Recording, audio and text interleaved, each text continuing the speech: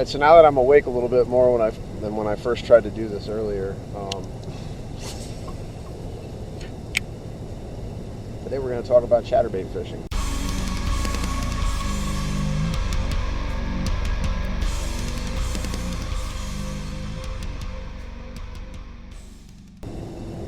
I got a buddy who's been fishing on and off pretty much his whole life, I guess, and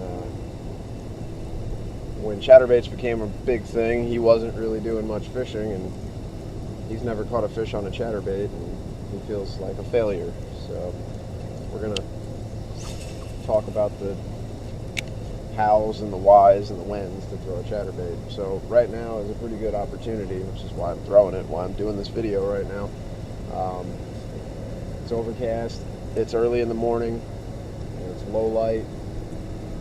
It's not really windy. If it was windy, a little bit more windy, I would definitely say that this would be the perfect time to be throwing a chatterbait, but it's pretty flat calm, as you can see right now, which I'm not complaining about.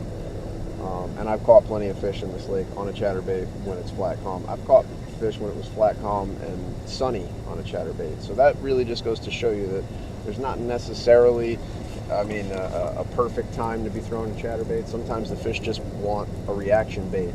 You just got to make them come up and eat it. And that's really what this thing does, right? It's a vibrating jig. Bladed jig, blade on the front goes do back and forth like this real fast, right? So it's displacing water, it's putting out a vibration that can be picked up by those fish's lateral lines. So the idea with a chatterbait is to call them in from further away than you would with something that you have to put in their face and then see it and want to eat it. So right now I'm fishing it in about 7.5 feet of water. There's a lot of hydrilla out here. I mean, this whole lake is absolutely infested with hydrilla. Don't get me wrong, I love hydrilla, it's great fish habitat, but this place is in desperate need of management at the moment because it's pretty soon it's going to be so bad that you can't even run a boat through here.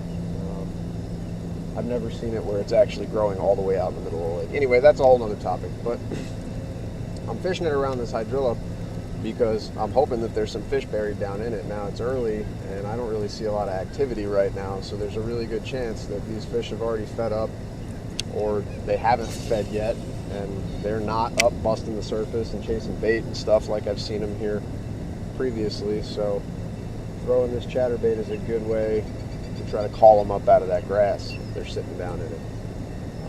Chatterbait can pretty much be interchanged with a couple of different baits. You can throw it instead of a spinnerbait, which I like to do in a lot of cases here because of the amount of grass that we have and the fact that it definitely, adjust my mic, the fact that it definitely is a lot more weedless than a spinnerbait. I'll swap it out for a spinnerbait in a lot of cases. And then also a crankbait or a lipless.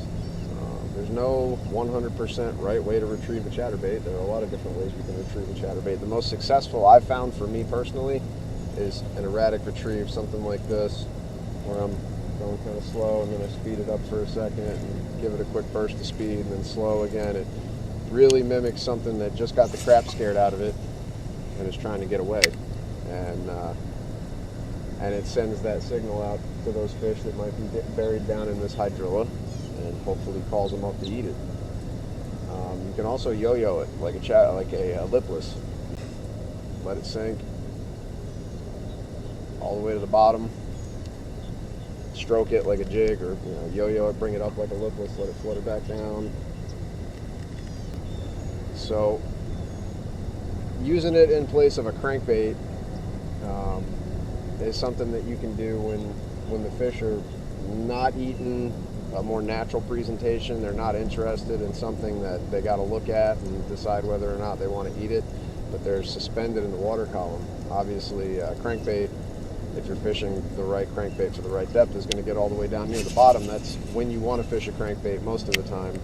That's not to say that you can't catch fish on a crankbait when it's just running through the middle of the water column, but this gives you a little bit better solution because it gives you a little more depth control.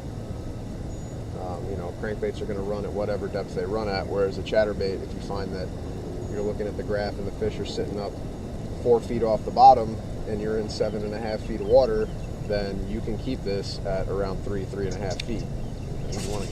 get it buzzing right over the top of their head. They hear it coming, they turn around, they see it, or it's coming towards them, they see it from a distance. They've already picked up on it because of the vibration, and then they obviously see it coming at them and they eat it. So a lot of different applications, different weights of chatterbaits for said applications. The heavier the bait, the lower it's going to ride in the water column. Obviously, your trailer is going to have some effect on that as well. Most of the time, I just run like a paddle tail swim bait. This is a 3.75 inch Strike King Rage Swimmer, and I run it upside down generally. That's not something that I made up. That's not something I came up with. That's something I pulled from another YouTube channel years ago, and I've just kind of always done it. What putting it upside down does is it actually makes it so that the tail kicks a lot faster and matches more closely to the vibration of the blade. It makes it a lot more erratic rather than if you have it right side up. We all know what a paddle tail looks like at this point when it's swimming. It's boom, boom, boom, boom, big, wide, sweet.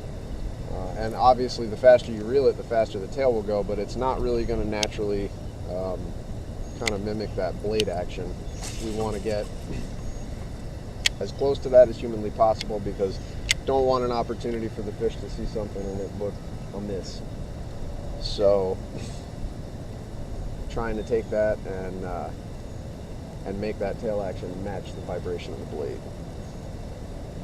I generally run the 3/8 or a 1/2 ounce is like my go-to. 3/8 would be like the go-to size, which is pretty much the same across the board for my my jigs and spinnerbaits and everything.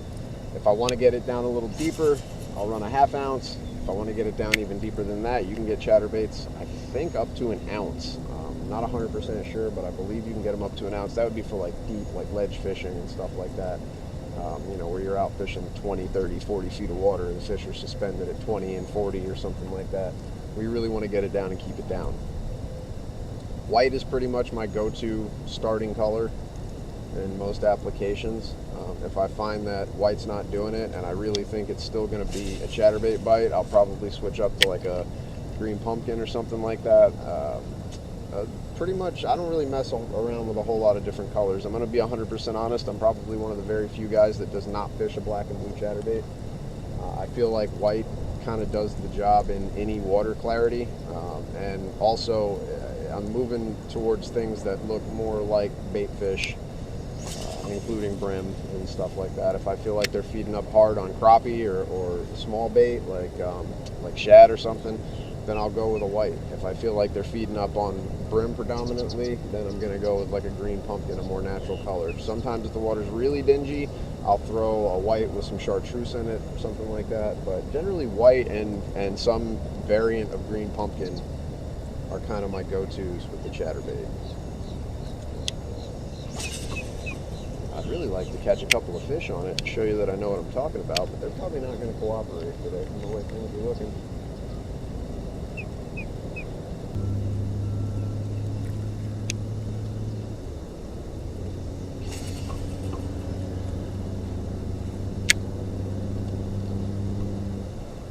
I'm fishing this chatterbait on a 7-foot medium heavy. It's a little more on the heavy side of that spectrum. 20-pound fluorocarbon, 6.3-to-1 reel. This is Florida. I'm fishing grass, so I want to be able to get those fish into the boat quickly. Now, one of the reasons that I'm using fluorocarbon on such a heavy setup is because that fluorocarbon is going to give me a little bit of stretch and a little bit of leeway. I used to fish a chatterbait predominantly on straight braid. And I'll tell you, I probably lost a lot of fish because my setup was pretty heavy, the line was really heavy, no stretch to it. It's really easy to rip a big hole in a fish's mouth with a big single hook like this, and then they get a little bit of slack, or they run your line across some grass or something, create a little slack or a little resistance, whichever way it needs to go, and pop the hook out. So.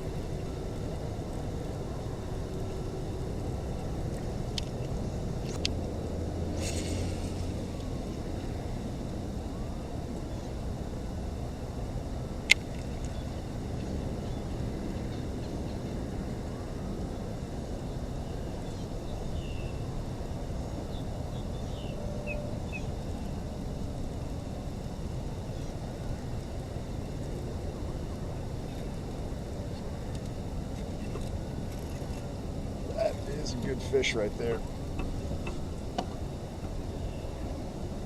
Feels like a good fish anyway. It's running at the boat.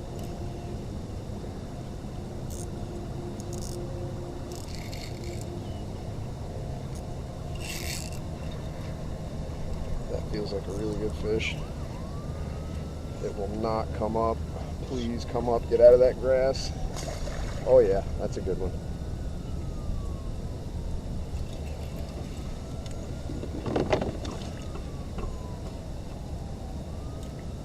Oh my God.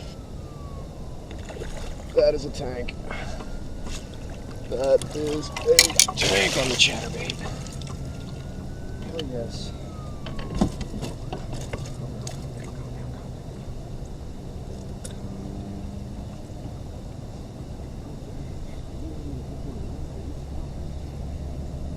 Took a swipe at it.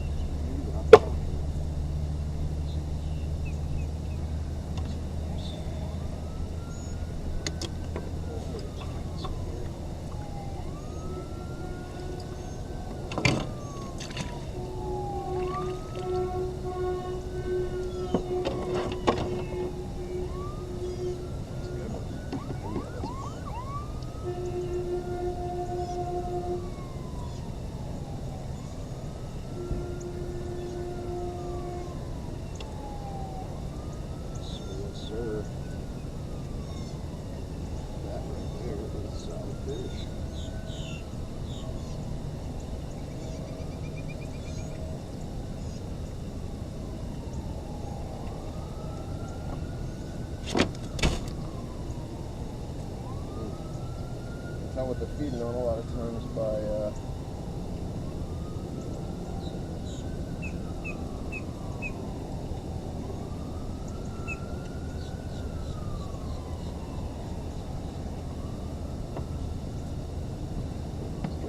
these footage.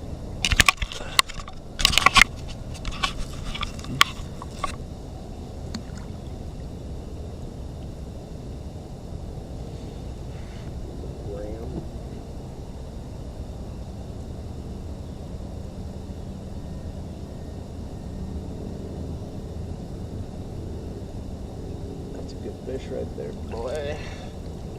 22 and a half. I would take that any day of the week. I'm not gonna bother getting a weight on her. I don't really care unless they're 8 pounds or over, and I'm pretty sure she's not 8 pounds. Could be wrong about that. I may regret it later, but I don't really care.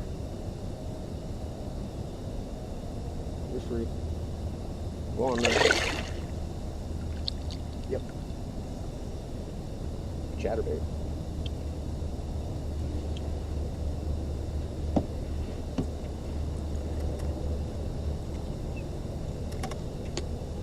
So that fish wasn't even actually hooked in the mouth. Clearly it must have come up and taken a swipe and missed it. That's what we're looking for right there. Got 5, 6, 7, probably 6 feet of water up there and a bunch of submerged hydrilla. It's not actually all the way up to the top, but it's down there and it's thick. Running this chatterbait over the top of that grass is a real good way to catch them. Knocking my tiller extension off the side of my seat and making a bunch of noise is also a real good way to run them off, which is what we just did. So we'll see if we get any more bites over here now.